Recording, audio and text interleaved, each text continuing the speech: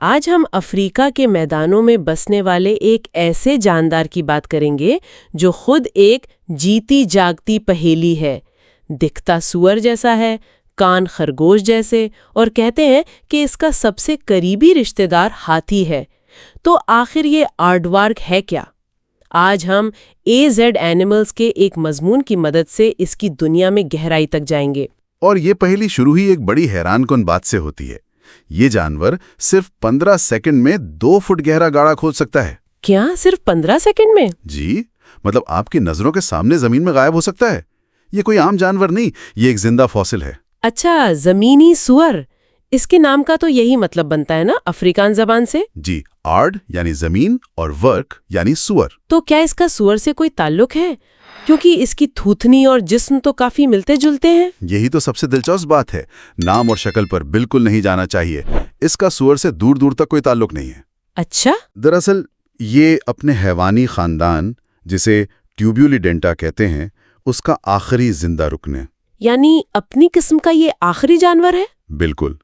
اور جب ہم اس کا DNA دیکھتے ہیں تو اس کا سب سے قریبی زندہ رشتہ دار ہاتھی نکلتا ہے۔ ہاتھی؟ یہ تو ناقابل یقین بات ہے۔ ان دونوں میں تو کوئی مشابہت ہی نہیں۔ تو پھر اس کی یہ جو انوکھی شکل ہے، خرگوش جیسے کان، یہ مضبوط پنجے، یہ سب کیوں؟ دیکھیں، ہر چیز اس کے طرز زندگی کے حساب سے بنی ہے۔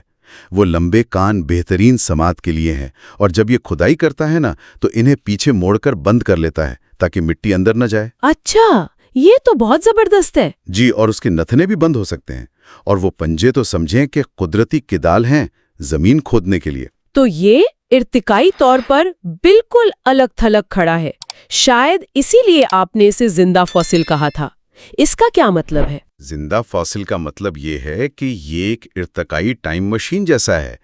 اسے دیکھ کر ہم اندازہ لگا سکتے ہیں کہ لاکھوں سال پہلے کے ممالیہ جانور کیسے دکھتے ہوں گے۔ اس کے قریبی رشتہ دار تو 20 لاکھ سال پہلے ہی ناپائید ہو گئے تھے۔ تو اس کا DNA بہت پرانا ہے؟ جی، اس کے جینز آج بھی قدیم ممالیہ جانوروں کے DNA سے بہت زیادہ ملتے ہیں۔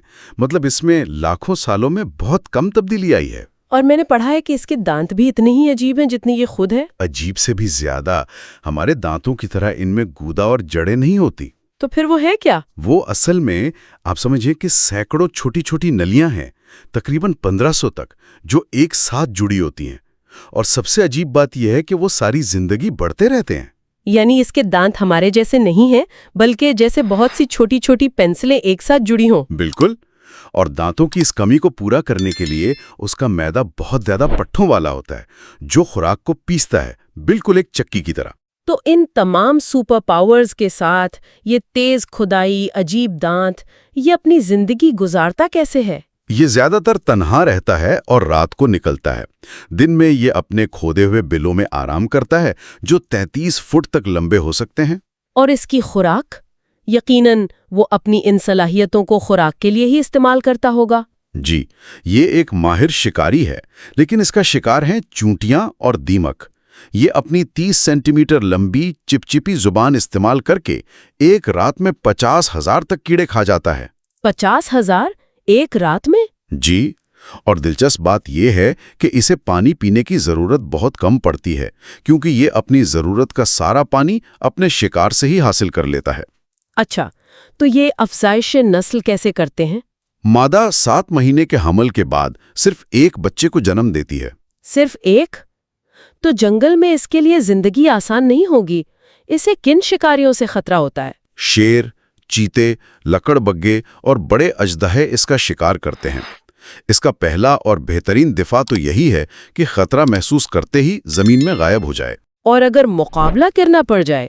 اگر مقابلہ کرنا پڑے تو یہ اپنی پیٹھ پر لیٹ کر اپنے تیز پنجوں اور طاقتور لاتوں سے حملہ بھی کر سکتا ہے، جو کسی بڑے جانور کو بھی شدید زخمی کر سکتی ہیں۔ اور انسانوں سے بھی کوئی خطرہ ہے اسے؟ ہاں، کچھ علاقوں میں اس کا شکار کیا جاتا ہے، اور جنگلات کی کٹائی سے بھی اس کی آبادی متاثر ہو رہی ہے۔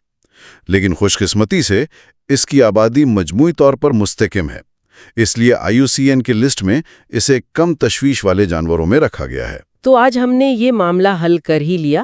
آرڈورک کوئی سور نہیں بلکہ ہاتھی کا ایک قدیم ارتقائی عجوبہ ہے۔ ایک ایسا ماہر انجینئر جو لاکھوں سالوں سے افریقی ماحولیاتی نظام میں ایک اہم کردار ادا کر رہا ہے۔